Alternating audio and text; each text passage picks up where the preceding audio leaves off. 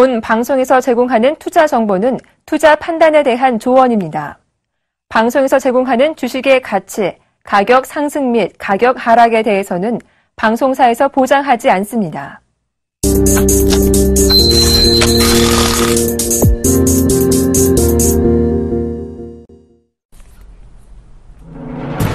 안녕하십니까. 2부로 다시 돌아왔습니다. 출발 증시와이드의 최혜린입니다. 1분기 어닝 시즌이 코앞으로 다가온 가운데 뛰는 자 위에 나는 자 있다. 저는 이런 생각을 했는데, 왜냐하면 이 어닝 시즌이 코앞에 다가오니까 실적이 좋아지는 1분기 실적 호전주를 찾아야 되는 것은 당연지사입니다. 그러면 나는 자는 누구냐? 1분기 실적뿐만 아니라 2분기 실적까지 같이 좋아지는 교집합 종목을 찾고 있는 그런 투자자가 아닐까 싶은데, 이미 그런 움직임이 한창이라고 하죠. 어머, 나는 어떡하지? 1분기 실적만 좋아지는 걸로 아는데, 이런 분들은 저희 오늘 2부 집중해서 같이 좀 시청을 해주시기 바라겠습니다. 간밤에 뉴욕 증시는요, 이만큼 실적이 중요해진 가운데 어닝 시즌 우려로 크게 밀렸습니다. 다우가 200포인트를 다시 한번 내주는 그런 모습이 나타났는데요. 강달러에 따라서 미국 기업의 순이익이 줄어들 수 있다는 우려, 여러분들도 잘 알고 계시리라 믿습니다. 그렇지만 어닝 시즌을 대하는 태도는 미국과 우리는 상반되죠. 우리는 상당히 긍정적인 전망을 가지고 어닝 시즌에 들어가려고 하고 있는데요. 여러분들의 종목은 어떠신지 모르겠습니다. 오늘 일단 뉴욕 증시의 하락에 따라서 장 초반에 흔들림이 있겠지만 장 중에 중국의 3월달 제조업 PMI 확정치가 두 군데서 연이어 나오게 됩니다. 만약에 예상치대로 안 좋게 나오면 안 좋게 나올수록 최근의 분위기대로라면 중국의 부양 기대감은 더 커질 수 있겠고요. 그렇게 되면 장 후반에 힘을 내는 전약 후강 패턴도 충분히 기대해 볼 수 있겠다는 생각 해보겠습니다. 자, 오늘 중국의 제조업 지표 저희가 챙겨드리겠고요. 4월 첫 거래일 2분기 첫날입니다. 출발 증시와이드 2부 시작하겠습니다.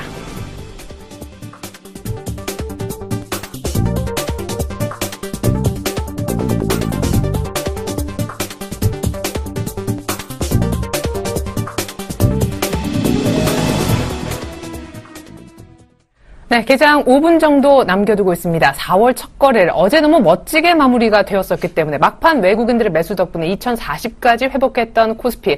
외국인들의 이런 패턴은 오늘까지 이어질까요? 보통 외국인들이 장 마감에 사는 것은 좋은 신호로 읽히고 있는데 오늘 예상 체결 지수 확인해 보겠습니다.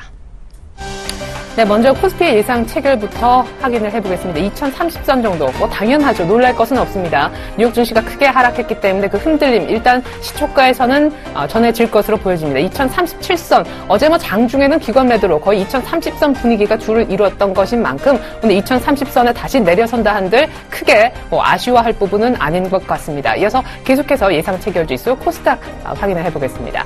어제 650선 재돌파하는데 중심에는 모바일 게임주의 잇따른 그런 상승세가 있었었는데 오늘 650선 유지하면서 크게 밀리지 않을 것으로도 보여지네요. 이 부분도 아주 특징적입니다. 실제 개장가는 열어봐야 알겠지만요. 이번엔 시가총액 상위주 모습 간단하게 살펴보겠습니다.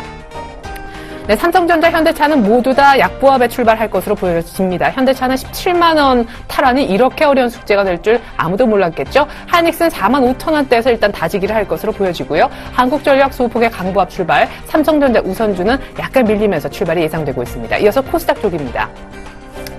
네, 최근에 코스닥 시가총액 상위주 가운데 순환매, 그리고 파라다이스가 10에서 11% 급등하면서 앞서서 이두코 멘토님에게 크게 수익을 안겨줬다, 이런 말씀을 드렸었는데요. 파라다이스가 어제 상승에 이어서 오늘 추가 상승까지 예고가 되고 있습니다.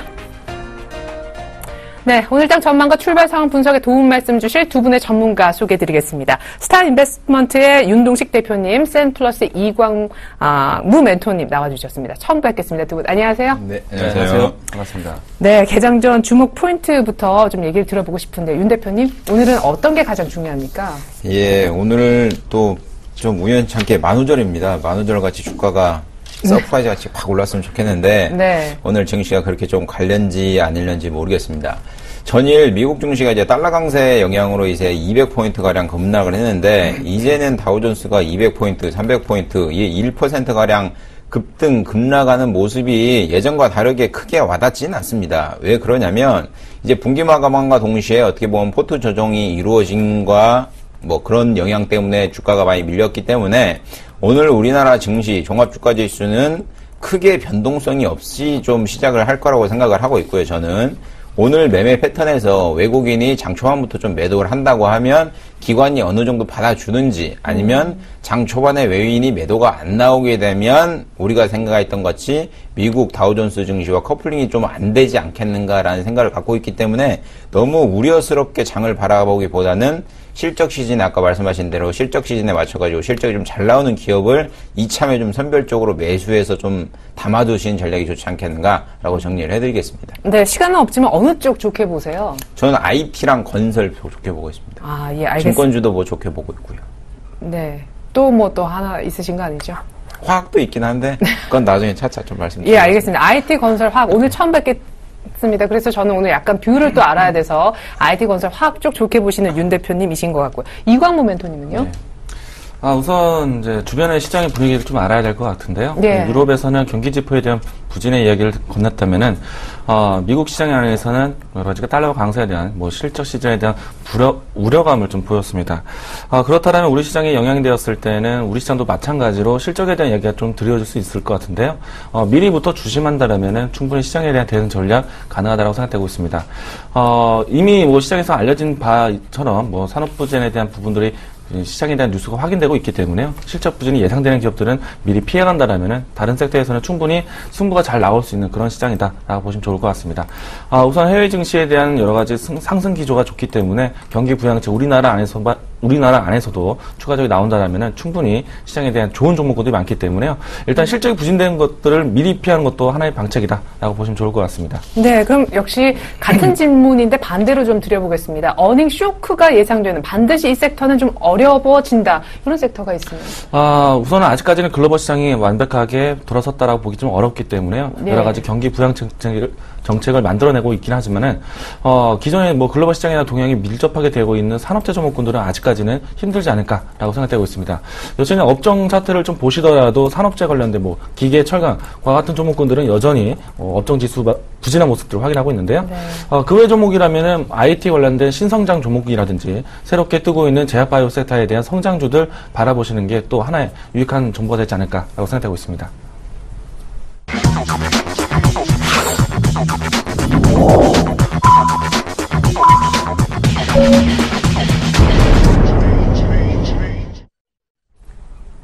네. 4월 1일 우리 장 개장했습니다. 아까 만우절이라고 윤 대표님이 얘기하셨는데 만우절처럼 좀 미국 증시가 하락해도 개장가가 멋지게 좀 연고점을 쓰면서 출발하면 좋을 것 같은데 저는 자 일단 코스피 코스닥 출발상 보기 이전에 속보 나온 거 잠시 전해드리겠습니다.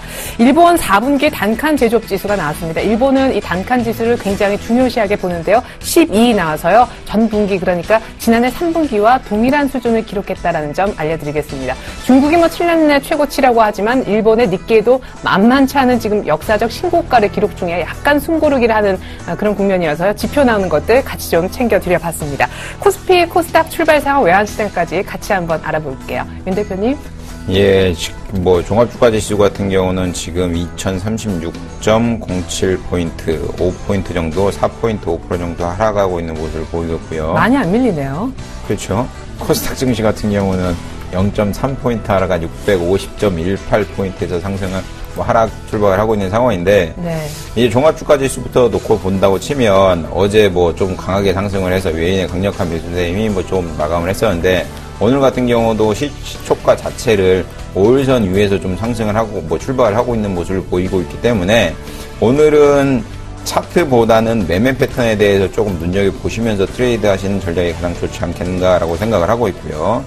코스닥 지수 같은 경우도 어제 같은 경우도 5일선 위에서 시작을 하고 볼린저를 이제 상단을 좀 뚫을까 말까 하는 이 모습을 띄고 있는데 네. 전형적인 우량한 종목의 차트를 어떻게 보면 최근 2015년도 코스닥 지수만 놓고 보면 이평선도 우상향으로 돌려있는 상황인 거고 네. 정배열 상태에 볼린저 상단도 계속 몰려가면서 올라가는 모습을 보이고 있기 때문에 지금 현재 종목을 보유하고 계신 분들이라면 좀 장을 두렵다, 좀 어렵다 이렇게 생각하시기보다는 지금 이런 장에서도 수익을 낼 수 있는 종목들 아니면 자기가 가지고 있는 종목들이 수익이 꾸준히 나고 있는 종목이라면 오히려 홀딩하시는 전략이 가장 좋은 전략 아닌가라고 정리를 해드리겠습니다. 네. 자, 이렇게 해서 저희가 마치 종목으로 본다면 시장 차트는 지금 너무 좋은 차트를 그려주고 있다. 기술적인 분석도 좀 해주셨는데요. 수급 분위기 한번 들여다보겠습니다. 어제 외국인들의 동시효과, 장 마감 동시효과에서 600억 추가 매수. 그렇지만 선물에서는 꽤나 많은 매도. 이게 뭘 의미하는 건지, 기관의 오늘 수급은 어떤지요? 멘토님? 네, 일단은 오늘 장 초반의 분위기는 양 매수세로 코스피 지수가 진행되고 있고요. 네. 반대적으로 코스닥에서는 조금은 매물이 좀 출회되고 있는 모습 확인하고 있을 것 같습니다. 다만 이 전체적인 시장의 흐름을 좀 봤을 때는 아직까지 전일 오전자 흐름과 비슷하게 연출되고 있다고 보시면 좋을 것 같은데요.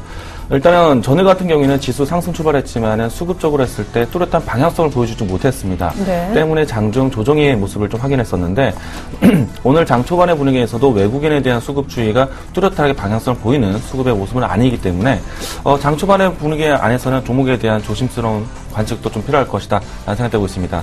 물론 지수가 하락 출발했기 때문에 선 조정 출발했지만 아직까지는 수급에 대한 방향성이 뚜렷하게 진행되고 있지 않기 때문에요. 일단 외국인에 대한 수급은 장 후반까지 좀 더 길게 지켜보시는 게 좋을 것 같습니다. 상대적으로 기관에 대한 수급은 조금은 그것도 방향성을 좀 보여주고 있는데요. 여러 가지 대외적인 변수가 있는데도 불구하고 기관에 대한 수급은 긍정적으로 좀 바라볼 수 있을 것 같습니다.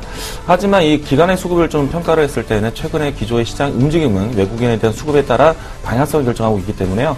기관이 담고 있는 일정한 수급에 대한 섹터들은 중요하겠지만은 전체적인 시장에 대한 방향성은 아직까지는 좀 미비하다라고 보시면 좋을 것 같습니다. 일단 오전장의 초반은 아직까지는 시장에 대한 눈치 보기 장세가 진행되고 있다라고 보시면 좋을 것 같습니다.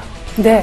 자, 눈치 보기 수급이 지금 진행 중인데 시장도 0.1, 0.2% 정도밖에 빠지지 않고 있습니다. 수급까지 포함해서 봤을 때 아직 개장한 지 얼마 안 지나서인지 큰 흐름은 포착이 안 되는 그런 상황이 되겠습니다.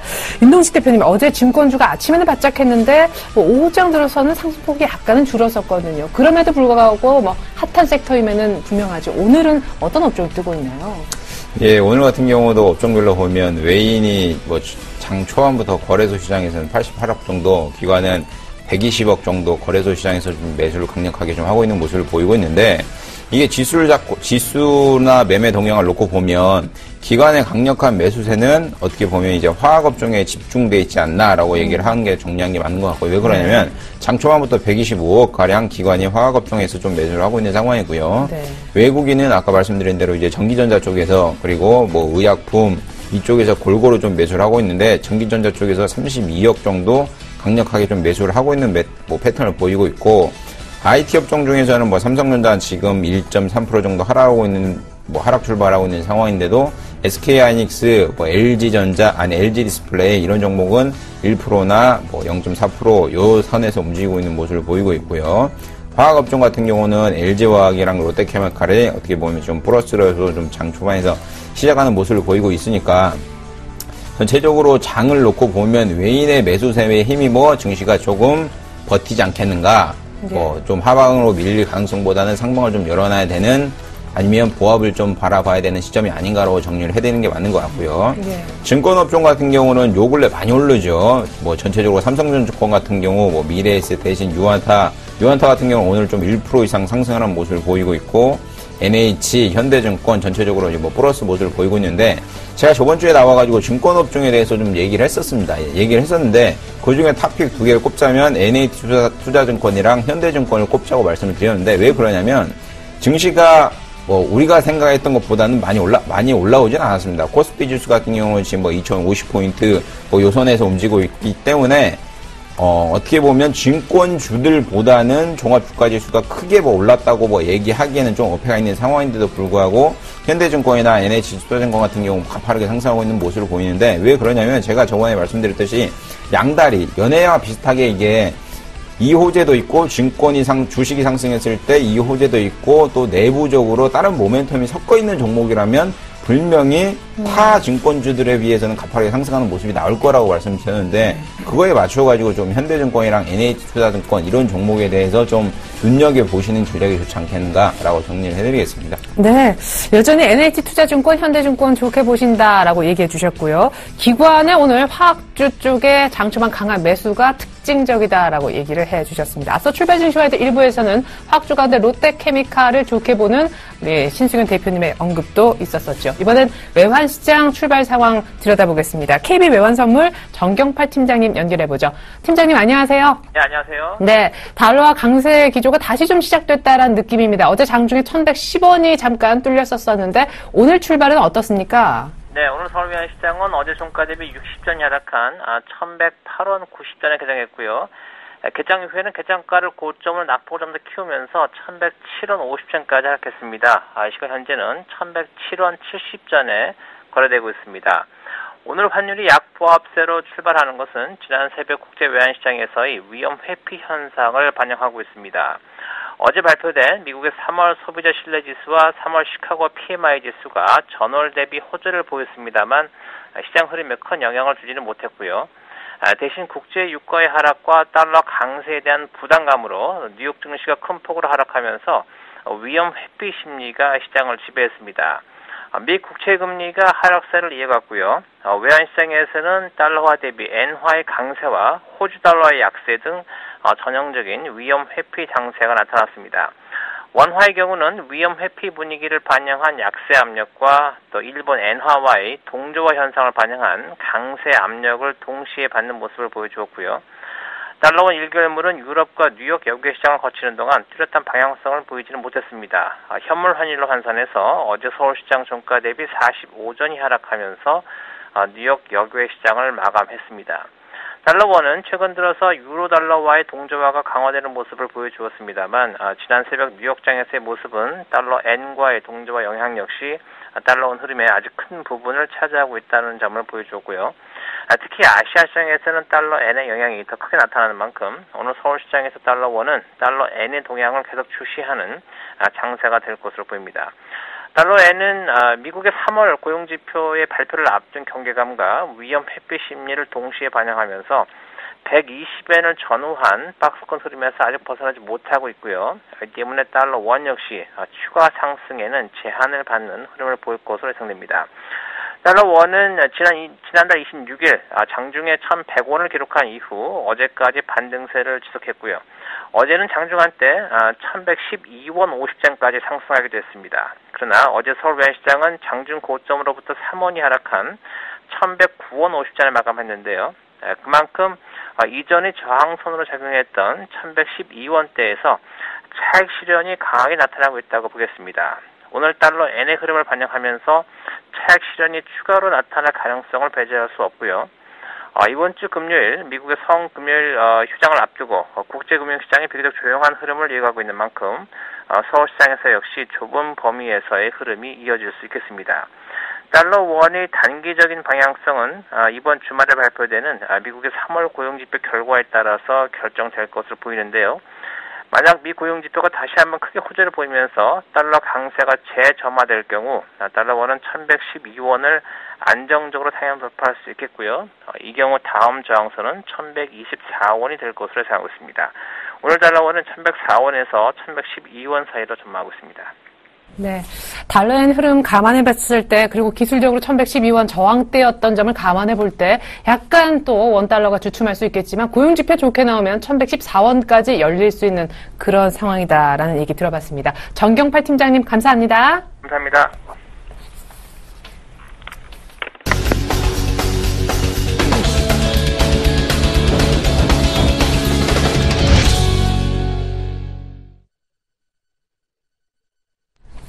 네, 뉴욕 증시가 흔들렸던 가운데 우리 시장에 어떤 종목이 크게 흔들리고 있는지 돌발 종목 알아보도록 하겠습니다. 페인트주를 얘기해야 될 것 같아요. 원자재 가격 하락에 따라서 지금 주가가 훨훨 날고 있습니다. 유가 하락의 수혜주다. 며칠 전에 이번 주 월요일이었던가요? 살짝 언급이 됐었는데요. 조광 페인트가 현재 9% 넘게 급등합니다. 한편 코라우 홀딩스는 신차와 해외 시장 확대 기대감 때문에 역시 주가 흐름이 상당히 좋은데 페인트 관련주 코라우 홀딩스 윤 대표님이 먼저 짚어주시죠. 예, 조광 페인트부터 좀 놓고 페인트 관련된 기업들부터 놓고 보겠습니다. 조광 페인트도 있고 노루 페인트도 있고 많이 있는데 여러 기업을 페인트 관련된 종목들이 이제 원자재 가격 하락으로 인해서 뭐 연일 뭐 가파르게 오르고 있는 모습을 보이고 있는데, 노루페인트 같은 경우는 뭐 이 3월에 저점 8,500원 대비해서 지금 12,000원이 넘어가는 상황이니까 어떻게 보면 50% 이상 급등하는 모습을 보이고 있습니다. 정유 섹터와 같이 페인터 섹터도 어떻게 보면 원자재가 하락, 뭐 원자재 가격 안정세, 유가 하락으로 인해서 강력하게 수혜를 보고 있는 종목들, 그리고 매출이 강력하게 커가는 기업들이 아닌가라고 생각을 하고 있고요. 그거에 발맞추어가지고 최근 3월에 들어서 외국인의 수급이 매우 좋아지게, 외국인의 수급이 강력하게 좀 매수세를 나타내고 있는 모습을 보이고 있습니다. 이런 종목 같은 경우는 뭐 차트를 놓고 본다고 하면 지금 보유하고 계신 분들이라면 좀 두렵게 장을 바라보시기보다는 뭐 조금 뭐라고 그래야 되나, 수익률을 좀 만끽하는 장세를 좀 바라보는 모습이 좋지 않겠는가라고 생각을 하시는 게 맞는 것 같고요. 주봉상으로 놓고 보건, 월봉상으로 놓고 보건, 일봉상으로 놓고 보건, 결국은 우상향하면서 전형적인 연고점을 깨면서 52주 신고가를 깨면서 올라가는 모습을 보이고 있기 때문에, 뭐 유가가 지금 뭐 40불대죠. 40불대니까 결과론적으로는 정유 화학 섹터나 원자재 관련 뭐 페인트 이런 기업들의 실적은 좋을 건 뭐 분명합니다. 뭐 안 열어봐도 분명히 나올 거라고 생각을 하고 있기 때문에 1분기 실적이 오픈되기 전까지는 이런 상승 기조를 뭐 유지하고 있는 기업들의 주가는 당연히 계속 좀 올라가는 뭐 패턴이 보이지 않겠는가라고 생각을 하고 있고요. 과거 사례를 좀 놓고 보면 이렇게 좀 올라갔던 종목들이 실적 시즌이 도래되기 전에 수익 실현을 하고 나온 다음에, 아니면 실적이 발표된 다음에는 주가가 좀 강하게 밀리는, 아니면 실적이 발표되기 전까지는 좀 올랐다가 좀 밀리는 이런 패턴을 보이는데, 요즘 들어서는 종목 자체가 이제 달리는 말이 더 달린다고 올라가고 있는 종목이 꾸준히 더 올라가는 장세를 좀 요즘 패턴에서 보이고 있기 때문에, 만약에 페인트 관련된 업종, 페인트 관련된 종목을 가지고 계신 분들이라면 좀 두렵게 생각을 하지 마시고 조금 꾸준히 가져가시는 전략이 좋지 않겠는가라고 생각을 하고 있기 때문에, 이 종목에 대해서는 좀 홀딩하시는 게 좋다라고 좀 정리를 해드리겠습니다. 네. 다음으로 코라홀딩스인데, 이제 이 종목 같은 경우도 뭐 증권사 호평, 강한 실적 모멘텀 때문에 주가가 연일, 뭐 오늘 같은 경우도 9.3% 정도 오르는 모습을 보이고 있는데, 이 종목은 시가총액이 8,500억 정도 되는 종목이죠. 8,500억 정도 뭐 되는 종목인데, 뭐 저 밸류에이션이다. 그리고 실적이 괜찮다. 해외 시장에 뭐 매출이 신차와 해외 시장 확대 기대감 때문에 주가가 연일 올라간다. 뭐 기업의 실적이 연일 좋아질 거다. 이렇게 지금 뭐 발표가 꾸준히 되고 있는 상황인데, 이런 종목들 또한 결국은 누가 사냐? 뭐 기관이 사든지 외국인이 사든지 뚜렷한 매수 주체가 있는 거죠. 이 종목 같은 경우는 최근 상승을 이끌었던 거는 외국인의 강력한 뭐 3월 초반, 3월 중반부터 강력한 매수세에 힘입어 주가가 쭉 올라가고 있는 상황인데, 이런 종목 같은 경우도 지수가 지금 코스닥 지수가 상대적으로 많이 올라왔죠. 거래소 대비해서 상대적으로 많이 올라왔는데, 이런 종목 같은 경우도 좀 너무 겁먹지 마시고요. 최근 뭐 하나 둘 셋 넷 6거래일 7거래일째 기관이 꾸준히 매수를 하고 있는 상황이기 때문에 수급상의 변화가 크게 뭐 좀 나타나지 않는다라고 하면 너무 두렵다, 뭐 너무 많이 올라왔으니까 겁을 먹는다, 이렇게 생각을 하지 마시고, 코스닥 지수가 무너지지 않는 한은 뭐 개별 종목에 대해서 실적 모멘텀을 분명히 갖고 있는 기업들, 이런 기업들에 대해서는 좀 너무 이렇게 섣불리 매도하지 마시고 수익을 꾸준히 가져가시는 전략이 좋지 않겠는가라고 생각을 하고 있습니다. 네, 그래요. 코라홀딩스 그리고 페인트 관련주 갖고 계신 분들은 조금 더 홀딩해서 더 유지를 하는 전략으로 얘기를 해주셨습니다. 자, 이 종목에 대한 얘기가 있어야 될 것 같아요. 삼성전기와 삼성 SDI가 되겠는데요. 고점에서 잘 가다가 삐그덕 미끄러진 차트가 바로 삼성전기의 차트이고요. 삼성 SDI는 어제 만만찮게 하락을 했었습니다. 근데 어닝 시즌이 다가오는데 실적 우려가 나오면서 밀렸다는 것에 아마 걱정하시는 분들이 많을 것 같아서요. 삼성전기, SDI 얼마나 우려스럽게 봐야 되는지 냉정하게 시각 좀 부탁드립니다. 네, 일단은 뭐 간단하게 이야기를 드린다면요. 시장에 대한 수급 변화가 좀 나타났기 때문에 이 두 종목이 모두 하락했다고 보시면 좋을 것 같은데요. 예. 일단은 이제 수급에 대한 동향을 좀 확인해 보도록 하겠습니다. 여러분들 보시는 바와 같이 최근 뭐 삼성 SDI, 삼성 전기 모두 다 함께 보도록 하겠는데요. 삼성 SDI 같은 경우에도 꾸준하게 외국인의 수급이 전해지기도 했었습니다. 또한 삼성 전기도 역시나 꾸준하게 외국인의 수급이 연일 매수 속에 있었었는데요. 전일 같은 경우에는 외국인에 대한 강한 매도가 좀 연출되었습니다. 이 부분들은 사실 주가에 대한 상승 추이에 대해서 어느 정도 차익 실현 효과가 나왔다라고 보시면 좋을 것 같고요. 또 여기서 조금만 더 우려에 대한 이야기를 건네드린다면은 어닝 시즌에 가까워지면서 삼성 SDI에 대한 실적 부진에 대한 이야기들 조금은 피해가는 것이 좋지 않을까라는 생각되고 있습니다. 다만 지금은 외국인에 대한 수급의 차익 실현 효과 때문에 주가에 대한 조정권이 나타나고 있는데 앞으로에 대한 전망을 좀 생각해 본다라면은 삼성 SDI와 삼성 전기 같은 경우에는 추가적인 매수 기회를 잡아볼 수 있다라고 보시면 좋을 것 같습니다. 일단 기업과 주가에 대한 부분들은 긍정적으로 좀 바라보시는 게 좋을 것 같고요. 단기적인 시각에서는 어느 정도 차익 실현 효과가 나오고 있다라고 보시면 좋을 것 같습니다. 일단 수급에 대한 동향 최근 기조를 좀 보았는데 전체적인 흐름 안에서 주가 흐름들도 확인해 보도록 하겠습니다. 네. 일단 외국인에 대한 수급 추이를 좀 우리가 더 눈여겨볼 필요가 있을 것 같은데요. 보시는 차트 흐름들은 삼성 전기에 대한 수급 동향과 함께 주가 흐름들입니다.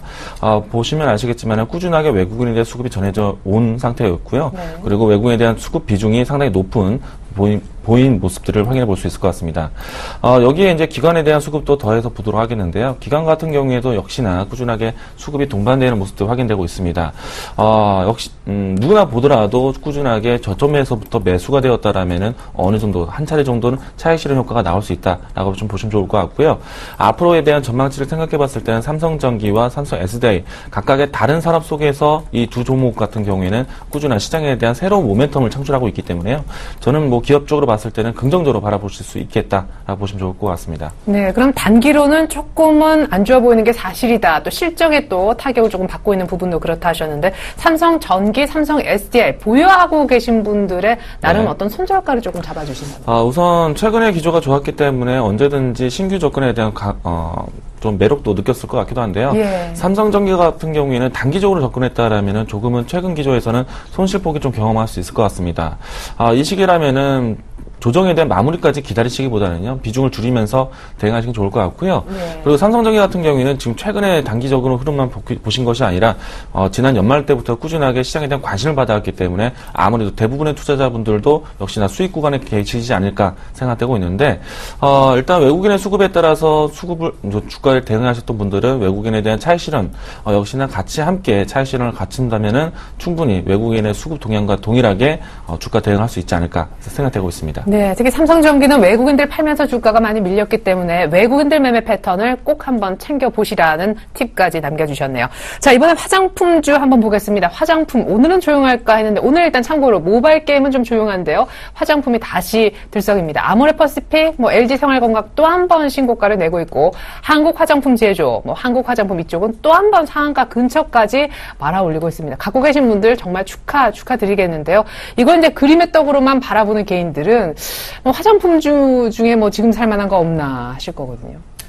글쎄요. 없나요? 예, 좀 너무 많이 오르지 않았나라고 생각을 하고 있고요. 한국 화장품 제조 같은 경우 지금 투자 경고 종목까지 지정이 된 상황이고, 예. 어제 같은 경우 미국계 사모펀드죠. 칼라인에서 이츠스킨 기업을 2조 원대 매수하겠다라고 보도가 나온과 동시에 코리아나 같은 경우도 오늘 상한가 14.79%, 한국 화장품 같은 경우도 지금 상한가, 한국 화장품 제조 같은 경우도 상한가. 아모레퍼시픽 같은 경우는 개인이 사는 사람이 있을까요? 워낙 비싸서 그렇게 생각을 하기 때문에 못 사고, 아모레퍼시픽 같은 경우도 이거 보면 400만 원이 간다 안 간다 얘기가 있는데 지금 338만 원. 비싸죠. 33만 원이면은, 예. 액면 분할을 한다니까 33만 원의 시기가 조만간 오긴 할 건데, 네. 그래도 하기 전까지는 외국인의 강력한 매수세에 힘입어 주가가 좀 오르고 있는 상황을 보이고 있고요. 네. LG생활건강 같은 경우도 과거에 60만 원 이때였는데 엊그제만 봐도 80만 원. 네, 잠시만요. LG생활건강 85만 5천 원. 작년 하반기 10월만 보더라도 40만 원대 요 상황인데 중국인들이 들어와서 면세점에서 설화소 사고 화장품 사고 하니까 요즘은 화장품뿐만 아니라 종합적으로 보면 중국과 관련됐다고 하면 날아갑니다. 맞아요. 예. 뭐 위메이드도 그러고 엊그제 게임주 날라가는 거 보셨죠? 예. 근데 이게 과연 좋냐? 중국에 제가 알기로는 모바일 게임 관련된 기업들이 1000개 기업들이 넘습니다. 근데 그 중에 매출이 흑자를 내고 있는 기업은 다 몇 프로? 1%밖에 안 됩니다. 그렇기 때문에 중국에 나간다 한들 뭐 화장품은 물론 좋겠죠. 화장품은 뭐 요요커의 사랑을 뭐 꾸준히 받고 있는 기업이기 때문에 좋을 텐데 지금은 중국이란 단어만 붙여가지고 주가가 좀 너무 많이 올라가지 않았는가라고 생각을 하고 있기 때문에 지금 신규 매수하기에는 조금 어폐가 있지 않나. 네. 굳이 이렇게 실적이 어느 정도만 뭐 실적이 막 100% 200% 이렇게 상승하면 당연히 따라붙어야 되는 상황인데 그런 상황이 아닌데도 불구하고 주가가 이렇게 좀 중국과 관련됐다 해서 막 쭉쭉쭉 가는 걸 보면 네. 조금 어폐가 있지 않나 하기 때문에 개인이 조금 이 종목을 따라 사시기에는 개인의 영역은 좀 벗어나지 않았나라고 생각을 하시는 게 좋지 않나라고 정리를 해드리겠습니다. 사실 어제 탑5였나요? 어제 그저께 탑5였나요? 저희가 11시에 종목 괜찮은 거 5개 추려서 탑픽주까지 뽑는 그런 시간이 있는데요. 코스맥스 같은 종목은 뭐 괜찮다 이런 얘기도 있었거든요. 그렇죠. 100만 원대 하는 또 종목도 아니고 사실. 그러니까 이게 그런 것 같아요. 예. 화장품 주 중에 그나마 안 오른 게 가지 않냐? 예, 제일 저평가된 종목. 네, 가지 않냐? 그 얘긴 얘긴 좋죠. 뭐 물이 반절 남았네, 반절밖에 안 남았네. 요런 맥락이랑 거의 비슷하다고 보시면 될 것 같은데 네. 코스맥스 같은 경우도 지금 뭐 2% 3% 올라가지고 4,000원 오른 14만 500원. 요 상황에서 지금 주가가 좀 올라가고 있는 모습을 보이고 있는데 이 종목 같은 경우도 전형적인 이제 13만 원을 뚫냐, 13만 5천원, 13만 7천원 이 매물대를 뚫냐 안 뚫냐에 따라서 향후 주가가 좀 많이 틀려질 거라고 생각을 하고 있는데 자 간단한 것 같습니다. 종합주가 지수가 그러니까 예를 들어 뭐 코리아나나 아니면 LG생활건강이나 뭐 한국화장품 뭐 많이 있죠. 이런 대형 화장품 기업들이 주가가 차익 실현 매물로 밀린다. 네. 그럼 코스맥스는 안 밀릴까요? 아, 예. 저평가됐지만 분위기가 이제 고평가된 것들이 같이 밀리면은 사실 그렇죠. 같이 예. 갈 수밖에 없기 때문에 네. 물론 기업 자체가 저평가되기 때문에 딴 종목이 밀려서 적정 가치가 와도 코스맥스 같은 경우는 더 올라가지고 적정 주가를 찾아야 되는데 그런 소나기를 굳이 저평가 주라고 해서 같이 맞아버리기에는 조금 어폐가 있지 않나라고 생각을 하고 있기 때문에 전체적으로 업황 자체가 너무 많이 올라와 있는 기업들 그리고 올라와 있는데 아직까지는 못 따라와 있는 이런 코스맥스 같은 기업들 같은 경우는 장기적인 관점에서 시장을 바라보기보다는 이미 타 종목이 많이 올라왔는데 못 올라왔으니까 기술적으로 슈팅이 약간은 나을 것이라는 접근을 관점에서 접근을 하셔야지 예. 비슷하게 갈 거다 이런 알겠습니다. 생각을 가지고 좀 예. 접근하기에는 좀 어폐가 있다라고 정리를 해드리겠습니다. 네, 화장품 업황 자체 지금 고평가라고 볼 수 있기 때문에 거기서 뭐 저평가된 종목 고르고 그러진 말자라는 얘기셨습니다. 정말 아닌 게 아니라 중국 관련되면 오늘 다 오릅니다. 오리온 120만 원 뚫어서 52주 신고가고요. 뭐 대현 그리고 MK 트렌드 이런 아주 오래간만에 보여지는 이런 패션주들도 뭐 중국 성장 스토리 갖다 붙이면서 다 오르고 있다는 점 알려드리겠습니다. 동아ST가 급등하고 있어요. 유럽 쪽에 신약 지금 팔 수 있는 허가가 떨어졌다고 하죠. 그 모멘텀이 이어지고 있는 그런 모습이고요. CJ 헬로비전은 바닥권에서 쑥쑥쑥쑥 나흘 연속 급등합니다. 어떤 모멘텀이 있는지 두 종목 알아볼까요? 네, 우선 동아ST 같은 경우는 제약바이오세타인데요. 네. 올해 같은 경우는 제약바이오세타에 대한 산업 동향도 중요할 것 같습니다. 새로운 키워드를 찾아가시는 게 새로운 성장성을 확인할 수 있을 것 같은데요.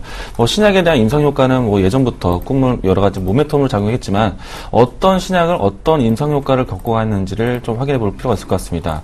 우선 앞으로에 대한 바이오 시밀러 효과라든지 혹은 여러 가지 항생제, 항암제 이와 같은 키워드를 가지고 있는 신약이라든가 임상 효과를 거듭하면은 시장에 대한 새로운 먹거리가 될 수 있는 성장성을 확인해 볼 수 있을 것 같고요. 일단 동아ST 같은 경우에서도 마찬가지로 신약에 대한 효과가 항생제로 하여금 올라왔습니다. 다른 여타의 여러 다양한 제약에 대한 부분들이 있겠지만은 그중 안에서도 항암제와 항생제에 대한 효과를 좀 기대해 보시기 바라겠고요. 이 부분들에 대한 이야기를 더 낸다면요. 다른 여러 가지 특허에 대한 부분들이 해제가 되는 시기가 올해 같은 경우입니다. 아시겠지만 여러 가지 관절염이라든지 항생제에 대한 여러 가지 신약에 대한 과거의 특허권들이 풀어지면서 복제 시밀러라든지 이런 부분들이 활성화될 수 있는 시장이기 때문에요. 항생제라든지 항암제에 대한 신약 효과를 갖출 수 있는 기업들을 좀 유심히 볼 필요 있겠다 보시면 좋을 것 같습니다. 네. 이제서 이제 동아 ST가 빛을 보고 있다라고 보시면 좋을 것 같고요. 앞으로도 시장에 대한 주목을 받을 수 있는 신약 효과도 기대해 보시면 좋을 것 같습니다. 일단은 주가를 지금 현재 보더라도 긍정적으로 바라보시면 좋을 것 같고요. 단기적인 시각 안에서도 충분히 매력적인 종목이다 보시면 좋을 것 같습니다. 다음은 CJ 헬로비전을 보시면 좋을 것 같은데요. 우선 CJ 헬로비전이 최근 기조가 상당히 가파르게 진행되고 있습니다. 여러 가지 방송 규제에 대한 완화라든가 혹은 여러 가지 세로에 대한 그 케이블 TV 시장에 대한 확대 부분들을 좀 예상하면서 올라왔는데요. 저는 이 단기적으로 했을 때 많이 올라왔지만은 앞으로 장기적인 시장에 대한 스토리를 본다라면은 다소 여러 가지 그 지역 방송에 대한 캐파가 커지고 있지만은 네. 앞으로 계속해서 통신과 결합 상품을 이룰 수 있는 섹터로 많이 전환될 것이다 예상되고 있습니다. 따라서 가지고 있는 분들이라면은 저점에서 매수했던 분들이라면은 차익 실현을 좀 거두시는 게 좋을 것 같고요. 기존에 오랫동안 물려있던 분들은 이제서야 손실폭을 만회하는 기간으로 보시고 매도 관점에서 보시는 게 좋을 것 같습니다. 네. 일단 당장을 했을 때는 지역에 대한 케이블 TV 시장이 구조적으로 걸치고 있기 때문에 긍정적인 효과를 볼 수 있겠지만은 연말로 갈수록 이 TV 시장에 대한 부분들이 다른 산업 동향으로 변화가고 있기 때문에 정기적으로 봤을 때는 조금은 멀리 보시는 게 좋을 것 같습니다. 네. 자, 속보 아닌 속보 좀 전해드리겠습니다. 코스닥이 6년 10개월 만에 최고치를 장중에 돌파했습니다. 쬐끔이긴 한데 조금씩만 올라도 최고치잖아요. 전해드리겠습니다. 651.28까지 찍었고요. 지금 651선 정도로 상승 전환을 했고 빨간불로 일단 불색깔이 바뀌었다라는 점 알려드리겠습니다. 참고로 현재 코스닥의 수급은요. 개인의 매수, 순매수만으로 집계가 되고 있습니다. 자, 이렇게 해서 저희가 특징주 계속 짚어보고 있는데 아까 잠깐 제가 여쭤보고 싶은 그런 부분이 있었어요. 동아 ST 제약주 가운데도 없나 찾고 계신 분들이 혹시 계실까 봐요. 동아 ST 같은 거는 지금 매수하기 너무 늦었는지. 네, 일단 단기적인 시간에서는 조금은 트레이딩 관점으로 대응하시는 게 좋을 것 같고요. 네. 그리고 좀 장기적인 관점을 봤을 때도 역시 동아 ST가 항생제라든지 항암제에 대한 효과를 좀 기대할 수 있기 때문에요. 장기적인 포지션이라면 충분히 접근도 가능할 수 있다라고 생각되고 있습니다. 다만 이 부분들이 조금 바닥권에서 탈출하는 기조이기 때문에 다소 그전에 있었던 분들이 오랜 기간 동안 물려있는 분들도 있을 것 같습니다. 이런 종목군들은 올라오면서 계속해서 매물 부담을 갖출 수 있는데, 네. 이런 종목이 아니라면은 다른 섹터의 종목군들도 아직도 매력적인 종목군들이 있다 보시면 좋을 것 같습니다. 네. 굳이 선별한다라면 JW 중해신약이라든지 그 밖에 다른 섹터의 제약 업종군들 바라보시는 게 좋을 것 같고요. 네. 또 앞으로에 대한 시장 동향을 살펴본다라면은 바이오 시밀러 키워드도 잊지 않으셨으면 좋겠습니다. 예, 그래요. 동아 ST보다는 굳이 이제 비교를 하자면 JW 중해신약이 더 좋아 보인다라고 하셨고, 바이오시밀러 키워드도 역시 놓칠 수 없는 부분이라는 팁 남겨주셨습니다. 자, 계속해서 특징도 조금 더 알아볼 텐데요. 오늘 NC소프트가 또 신작 모멘텀 얘기 나오면서 올라오고 있거든요. NC소프트 얘기도 정말 오래간만에 하는데 어제 모바일 게임주가 한번 움직였었고, 또 대장주 가운데 대장주인 NC소프트 얘기도 나오네요. 주성 엔지니어링도 2분기 실적 기대로 나흘째 오르고 있습니다. 윤 대표님. 예, NC소프트부터 좀 놓고 보겠습니다. 재미있는 종목이죠. 저번 주 금요일날 주총이 있었던 걸로 아는데, 넥슨이 김정주 회장이 NC소프트 지분을 매입했던 단가가 25만원, 26만원이었던 걸로 기억을 하고 있습니다. 네. 근데 손실 많이 났죠. 근데 김정주 회장이 맞춰가지고 김택진이가 이제 주가 방어한다고 그래가지고 MOU를 했죠. 넷마블이랑 했던가 했었는데. 맞아요. 네. 이번에 금요일날 문제가 있어가지고 좀 이렇게 고성이 오갈 거라는 시장의 기대와 다르게 조용히 끝났습니다. 조용히 끝났는데 어제 중국 쪽으로 이제 텐센트와 업무 제휴를 해가지고 모바일 게임을 유치를 할 거다라는 기사기 때문에 주가가 급등을 하고 있는 모습을 보이고 있는데, 텐센트와 퍼블리싱 계약을 해가지고 신작 게임을 중국 쪽으로 출시를 할 거다. 텐센트 쪽에서 올해 60종 이상의 게임을 진출할 것이다. 라는 모멘텀을 가지고 주가가 올라가고 있습니다. 근데 제가 방금 전에 기술적인 이런 종목 분석을 하기 전에 지분 얘기를 좀 했죠. 이런 얘기를 왜 했냐면, 결과론적으로 말씀을 드리면 언젠가는 분명히 지분과 관련된 이슈가 다시 한번 터질 겁니다.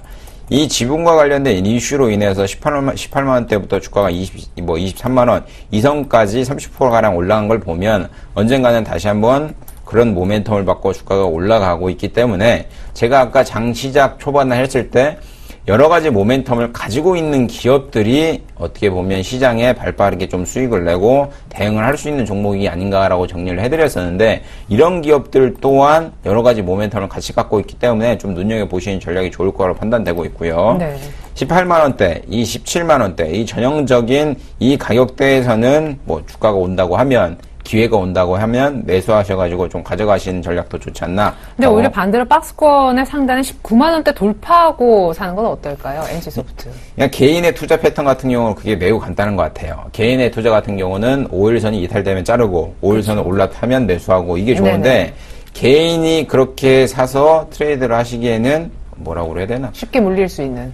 뭐 그런 것도 있고 수익을 얼마 못 내죠. 네네. 네, 그렇죠. 수익을 못 내기 때문에 전형적으로 어느 정도 17만원, 이 17만 4천원, 이 17만 5천원 이 가격대에서 좀 지지하는 세력이 있다고 하면 두렵게 생각하지 마시고 한 번에 몰빵해가지고 투자하지 마시고 분할 매수 관점에서 네. 조금씩 모아가시는 전략을 취하겠다 하면 이런 종목이 매우 몇 개가 있습니다. 대주주보다 기업 자체의 주가를 싸게 살 수 있는 기업들 이런 기업들이 몇 개 있기 때문에 NC소프트도 있고 뭐 최근에 NHN 엔터도 있죠. NHN 네. 엔터 같은 경우도 대표가 뭐 9만원대 매수를 했었는데 지금 주가가 7만원대 있기 때문에 기업의 주인보다 주가를 더 싸게 살 수 있는 기회가 있다. 네. 이런 기업들 같은 경우는 뭐 여지없이 사셔가지고 꾸준히 가져가시면 뭐 수익이 나지 않나라고 정리를 해드리겠습니다. 네, 좋네요. 주성 엔지니어링요. 예, 다음으로 이제 주성 엔지니어링인데 네. 2분기 실적이 좋을 거다. 뭐 그죠. 월요일에 상한가 났어요. 근데 이게 어폐가 있는 것 같습니다. 기업을 운영하는 사람이 2분기 안 좋을 것 같아요. 3분기에도 안 좋을 것 같아요. 전 이런 얘기하는 기업 오너는 한 번도 본 적이 없습니다. 네. 그 얘기인 즉슨 그러니까 이게 전형적인 한국 종목들의 매매 패턴 같은데 4분기 실적이 안 좋으니까 뭐 내년 1분기엔 좋을 거다. 내년 2분기엔 좋을 거다. 이런 기대 심리 때문에 주가가 많이 올라가고 있어요. 지금 놓고 보더라도 1분기 매출 같은 경우나 영업이익 같은 경우가 전년 대비해서 15.3%, 81.2% 감소한 326억, 10억 기록이에요. 네. 근데 2분기에 영업이익이 507억, 81억을 나타낼 것이다. 그러니까 나타낼 것이다. 좋아질 것이다라는 거기 때문에 주가가 좀 올라가고 있는 매수를 보이고 있는데 이런 종목을 가지고 장기적으로 투자하신다. 좀 말리고 싶고요. 네. 단기적으로 수익 내고 짧게 수익 내시고 나오신 전략이 좋지 않나라고 생각을 하고 있습니다. 네, 알겠습니다. 주성 엔지니어링 오늘까지 흐름은 좋아 보이지만 이거 올라탈 종목은 아니다. 갖고 계신 분들의 수익 실현 매도 사인을 오히려 내셨습니다. 간단하게 두 종목만 좀 보고 갈게요. 아까 제약주 얘기해 주셨던 우리 이광무 멘토님께 한미약품의 오늘까지 이어지는 며칠간의 어떤 조정, 이것이 정말 깊은 조정의 시작인 건지 또한 일시적 조정으로 끝날 조정인지 한미약품이 워낙 제약 바이오, 특히 대형주의 어떤 대장주 역할을 했었기 때문에 이 부분의 시그널 분석을 조금 요청을 드릴 거고요. 포스코 오늘 또 신저가 갈아치웠습니다. 작년 9월에 36만 원 하던 주가가 지금 23만 원, 24만 원이 뭡니까? 버핏이 또 포스코 지분 전부 다 털어냈다라는 소식까지 더해지면서 분위기는 더 흐려지고 있네요. 네. 우선 이제 한미약품 이야기 드린다면요. 뭐 최근의 조정이 아니라 좀 긴 기간에 본다면은 그동안의 급등에서 이제서야 이제 차익 실현 효과가 나오는 것이 아닌가라고 볼 수가 있겠고요. 일단은 보유자의 영역 안에서 대응하셨던 분들이라면은 뭐 지금 구간이라면 어느 1차적으로 차익 실현 자리가 되지 않았나 생각되고 있고요. 신규 접근하신 분들 혹은 신규 접근을 의심하시는 분들은 다소 트레이딩 관점에서는 조금은 시선을 한 발짝 뒤에서 보시는 게 좋을 것 같습니다. 이 종목에 대한 모멘텀이라든지 긍정적인 이야기들은 이미 주가에 어느 정도 반영이 된 상태에서 뭐 힘에 의해서 많이 올라왔다라고 보시면 좋을 것 같고요. 다음은 이제 포스코 종목도 보도록 하겠습니다. 사실 앞서서 말씀드렸던 실적 부진에 대한 예고분들, 이 산업재해에 대한 부분들이 참 더디다라고 말씀드렸었는데 사실 단편적으로 주가 흐름만 보시더라도 꾸준하게 하향 추세를 좀 그리고 있습니다. 맞아요. 여기에 워렌 버핏도 매도를 한다. 그렇다면 주가에 더 악재가 끼어진 것이 아닌가라는 생각이 들고 있는데 검찰 수사도 있었고. 네, 우선 뭐 여러 가지 그 오너 리스크부터 해서 여러 가지 뭐 세무 조사, 사실 기업에 대한 신뢰감 회복이 좀 우선일 것 같습니다. 주가를 바라보시기 전에 우선 기업에 대한 신뢰도 회복까지 좀 기다리시는 게 좋을 것 같고요. 워렌 버핏이 한동안 20조 가까이 매수를 했다라는 기대감으로 한 차례 정도 시장에 대한 기대감도 가졌지만은 우선 가장 중요한 기업의 신뢰도가 회복이 좀 중요할 것 같습니다. 일단 신규 접근에 대한 자제 부분들 이야기 드리도록 하겠습니다. 네, 근데 갖고 계신 분들은 이제 본의 아니게 장기 투자가 되는 그런 종목인데 이렇게 신저가를 계속 경신할 때 뭐 팔 수는 없지만 비중이라도 어떻게 좀 줄여갔으면 좋겠는데 계속 신저가를 경신하니까. 맞습니다. 뭐 사실은 우리가 속된 말로 땅굴 파는 종목군들은 잡지 말자고 얘기하는데 또 어떻게 보면 떨어지는 칼날의 모습이기도 합니다. 사실은 뭐 빅베이스 효과가 나타날 수도 있습니다. 충분히 악재에 대한 이야기들이 항상 얘기가 되었고 이제는 악재 소멸 구간을 기대할 수도 있겠는데 그런 시기를 기다리기엔 아직까지는 기약이 없는 뭐 시간에 대한 기다림이 아닌가. 기다릴수록 더 빠지잖아요. 지금. 네, 맞습니다. 저는 최근에 뭐 25만 원 미타를 했을 때 충분히 비중을 좀 조절하는 시기가 있었지 않나 생각되고 있는데 지금은 당장에 또 손실이 또 의미 없는 구간까지 내려올 수도 있습니다. 뭐 퍼센테이지 했을 때 10% 미만의 손실이라면은 지금이라도 늦지 않게 비중을 줄이시는 게 좋을 것 같고요. 그러니까 실적도 안 좋을 거라 하셨잖아요. 네. 사실은 이 빅베이스 효과라는 게 언제나 다시금 또 나타날 수도 있습니다. 뭐 실적에 대한 부진 이야기는 항상 얘기가 되었었고, 뭐 실적에 대한 앞으로 대한 턴어라운드를 기대하는 뉴스가 나올 때 이것이 이제 시장에 대한 경제 용어로 빅베이스 효과라고 나올 수도 있다라고 볼 수 있는데 사실 그건 야구가 된 부분들이 아니라 아직도 시간적인 기다림을 기다려야 하기 때문에 전 주가에 끌려다니기보다는 다시 시장에 대한 새로운 먹거리가 준비되어 있는 성장성이 있는 기업들을 살펴본다면 충분히 손실 펴고 만회할 수 있지 않을까. 그 부분들이 필요한다면 이 방송을 꾸준하게 지켜보셔야겠죠. 그래요. 포트폴리오에 포스코 비중이 높으신 분들은 정말 조금 고민이 많이 되실 것 같아요. 자, 이제 전략을 좀 세워보도록 하겠습니다. 앞서 오늘 두 분 좀 수고해 주셨는데 마지막 전략은 또 남겨주시고 가셔야 되겠죠. 윤동식 대표님, 전략하고 더불어서 아까 화학섹터 좋게 보신다 하셨기 때문에 혹시 뭐 탑픽주 하나라도 말씀해 주시고 가시죠. 예, 전략. 참, 어려운 검서, 쉬운 검서, 뭐 점쟁이가 되라, 뭐 이런 건데. 근데 뜬구름 잡는 얘기 말고요. 이렇게 좀 구체적인 전략. 예.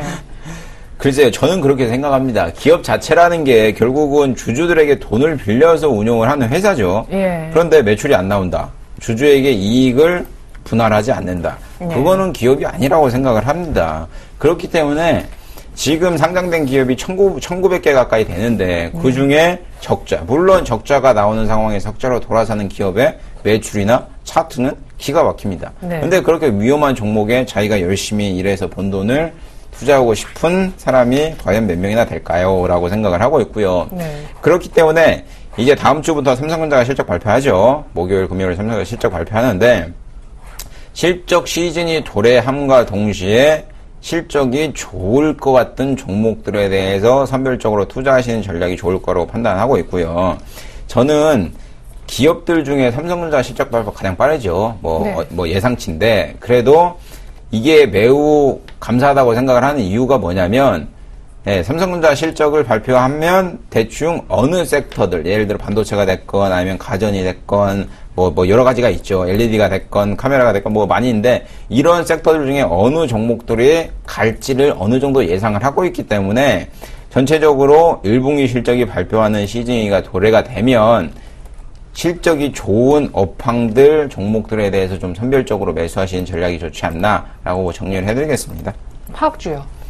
화학주 중에서는 LG화학 탑픽하겠습니다. 왜 그러냐면 코스닥 증시 자체가 지금 너무 많이 올랐어요. 솔직히 말씀드리면 지금 650인데 650 올랐다고 막 축배 들고 지금 막 그런 상황인데 전형적으로 차트 당겨갖고 보면 주봉상으로 저항대가 2008년 7월 요때가 650포인트입니다. 그럼 결국은 코스닥 많이 갔죠. 거래소 많이 못 갔죠. 그러면 커플링이 안 돼 있는 상황에서 거래소가 따라가건 아니면 코스닥이 무너지건 둘 중에 하나인데 그러니까 지금 같은 경우에는 코스닥 종목들이 매우 뭐 긍정적으로 가고 있는 상황인데도 불구하고 조금 불안하게 가시방 뭐 얼음길을 좀 걸어가고 있는 모습을 보이고 있기 때문에 중소형주보다는 대형주 그리고 업황 탑픽 종목을 좀 선별적으로 매수하시는 전략이 좋지 않나라고 생각을 하고 있습니다. 예, 그래요. 대형주가 조금 좋아 보이는 것 같다. 화학 섹터 가운데 특별히 한 종목 꼽으라면 LG화학이다. 얘기까지 감사합니다. 이관무 멘토님은요? 네. 우선 이제 시장의 기조가 좀 엎치락 뒤치락 하고 있는데요. 뭐 주변에 대한 문제들도 있기 때문에 경제적인 변수는 계속 상존하고 있다. 보실 수 있을 것 같습니다. 뭐 시장이 계속해서 눈치 보기 장세이긴 하지만요. 우리가 시장을 두고 매매를 것이 아니라 시장을 두고 투자하는 것이 아니라 종목을 선별하는 거기 때문에 지금은 종목에 더 집중할 필요가 있다라고 생각되고 있습니다. 만약에 시장의 기조에서 종목에 대한 움직임이 좀 더딘다. 그래도 지금은 종목을 쥐고 갈 때가 아닌가라는 생각되고 있기 때문에요. 시장에 대한 적극적인 개입도 필요하고 종목에 대한 선택 그리고 집중도 필요한 시장이다. 일단 긍정적인 말씀을 좀 전해드리고 싶습니다. 네, 지금 좋게 보시는 종목 그래도 네. 한두 개라도 아까 뭐 JW 네. 중의신학 얘기하셨고. 우선 뭐 지금 당장의 뭐 일주일 승부가 아니라 미래에 대한 새로운 성장성을 본다라면은 시장에 대한 업황 트렌드를 좀 보시기 좋을 것 같고요. 그렇다면 앞서 말씀드렸던 뭐 JW 중의신학 뭐 앞으로 중동 시장까지 진출한다는 이야기가 더해지고 있기 때문에요. 뭐 긍정적으로 바라볼 수 있겠고 섹터로 봤을 때는 전체적으로 제약바이오에 대한 부분들을 긍정적으로 좀 바라보고 있습니다. 또한 이제 우리 시장에 대한 절반을 가지고 있는 IT 사실 삼성전자에 대한 흐름들을 통해서 먹고 사는 기업들이 참 많은데 일단은 IT에 대한 새로운 바람도 많이 불고 있습니다. 스마트 기기 시장에서 스마트 가전 시장으로 전환되고 있는 시점이기 때문에요. 새로운 신기술이라든지 새로운 신성장을 할 수 있는 IT 트렌드도 보신다면은 충분히 긍정적인 시장을 대응할 수 있지 않을까 생각하고 있습니다. 네, JW 중의신약 외에 IT 섹터 좋게 보신다는 이광무 멘토님까지 얘기 모두 들어봤습니다. 지금까지 스타인베스트의 윤동식 대표, 샘플러스 이광무 멘토님의 전략 확인해봤습니다. 두 분 수고 많으셨습니다. 감사합니다. 네, 고맙습니다.